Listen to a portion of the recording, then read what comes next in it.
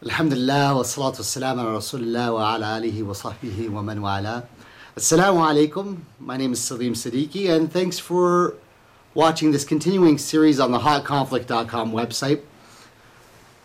We've been talking about the unseen world and some of the concepts from the world of the unseen, or alimul ghaib, the other dimensions, or the other side, or the dark side, as some would say when they're looking at things from a negative aspect. And we're talking about a lot of the strange issues that people are focusing on in society, and this is a continuation of a second part of a series that first started where we dealt with the stories of the prophets.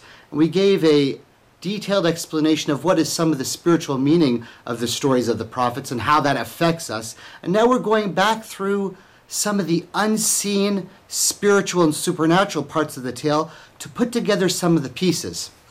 Well, so many people online and on the internet and all over the place are talking about concepts of the ascension or 2012 pole shifts, magnetic shifts. People are talking about sacred geometry. People are talking about aliens or first contact and the concepts of spiritual enlightenment. And a lot of times we hear so many people talking about these things, and many people are trying to express what they mean, and some of them are doing good at it, and some of them are slightly off kilter, and many people are now starting to realize that a lot of the things that they thought aren't exactly correct. And so it's important for people to differentiate who they're learning from and who they're listening to. And so one of the things that we like to do here at the hotconflict.com website is mix both Islam and original texts and sources and the original stories and put them in a modern day context and explain them to you in a way so that you understand why things are happening the way they are. And because we're getting close to the point where people are being open about issues like first contact or coming first contact or the existence of jinns or other interdimensional beings in the universe, and the fact that we are actually not alone, and the existence of angels and also demons, or those who are dark hats, or benevolent and non-benevolent races that might exist. We're coming to be more open about this, and the general public is experiencing a lot of information from various sources, both religious and a lot of times television, alternative media, and we like to mix a lot of those issues here. So when we're talking about first contact or ascension or any of these concepts, we want to go back into the story and see what is important about some of these ideas and look at them in a new way.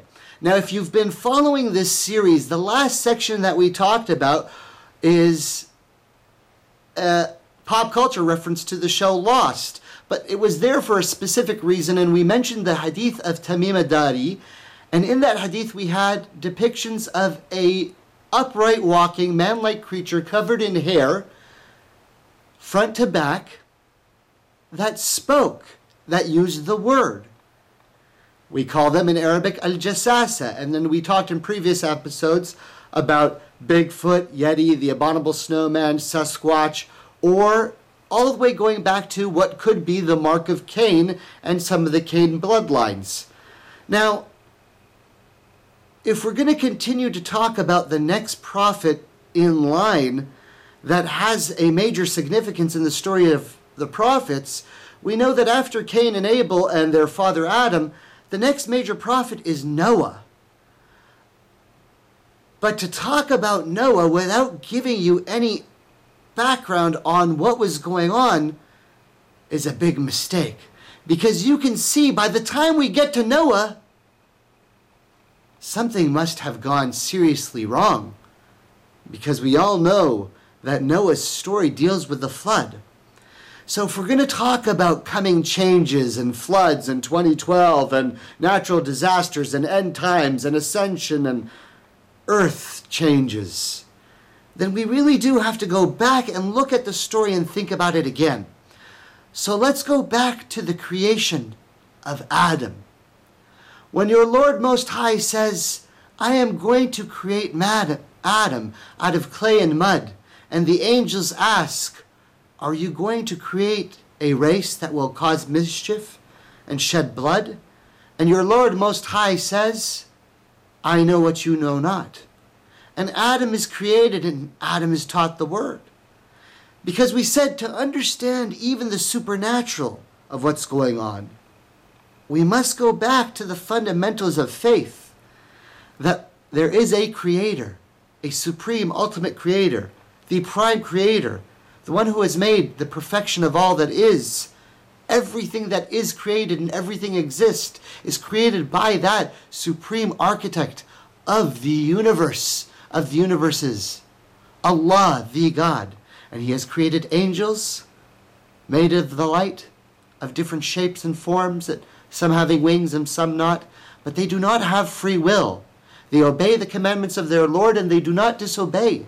But there are other races, known as the jinn, made of smokeless fire, at many different dimensions, some believing and some disbelieving. And then there is mankind, or insan, the children of Adam, humans or humanoids. And many prophets from the children of Adam with many books.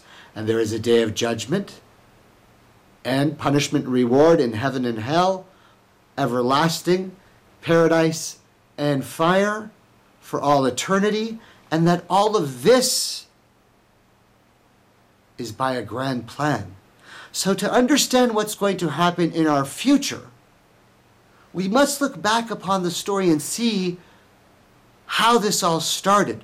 Well, we say in the story, we all talk about it, whether you're a Muslim, whether you're a Jew, whether you're a Christian. Adam is brought to the court and he's there put in front of all the angels, and Iblis or Satan is there, and the angels are ordered to bow down in the court, and all the angels bow down, and Satan or Lucifer refuses, and the war starts. We know the story. We've heard the story before. And Satan says to the Lord, I challenge you. I will attack them. And I will misguide them. And they will not believe. And they will reject the light. And they will forget the light. And they will not remember. And they will slumber and sleep and reject the truth. And many of them won't accept the truth when it is right in front of them. The challenge is made, and we all know the story. But to really put things into context, we have to look at the bigger picture. Now, because we want to know what's going on next, and because we always do things a little bit differently on this series, I want you to now change the way you think about this issue, and let's look at it from a totally different perspective.